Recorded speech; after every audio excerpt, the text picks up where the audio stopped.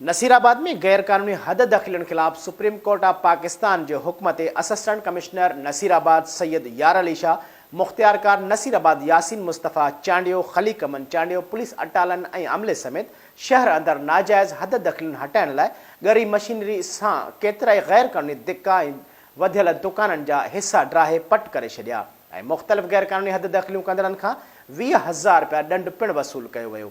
नाजायज़ हद दखिलियूं कंदड़नि मुख़्तलिफ़ मालियाती इदारनि खे 2 ॾींहनि अंदरि नाजायज़ रखियल जनरेटर हटाइण जूं हिदायतूं ॾिनियूं। उन मौक़े ते असिस्टेंट कमिश्नर नसीराबाद सैयद यार अली शाह, मुख्तियारकार नसीराबाद यासीन मुस्तफ़ा चांडियो ॿुधायो त नाजायज़ कब्ज़नि खिलाफ़ कार्रवाई सुप्रीम कोर्ट ऑफ पाकिस्तान जे हुक्म ते शुरू कई आहे, जेका रोज़ानो जे बुनियाद ते जारी रहंदी। शहर समेत एरीगेशन, एजुकेशन, रेवेन्यू, हेल्थ समेत समूरनि सरकारी प्लाटनि तां कब्ज़ा ख़त्म कराए कब्ज़ा कंदड़नि खिलाफ़ FIR दाख़िल करायूं वेंदियूं।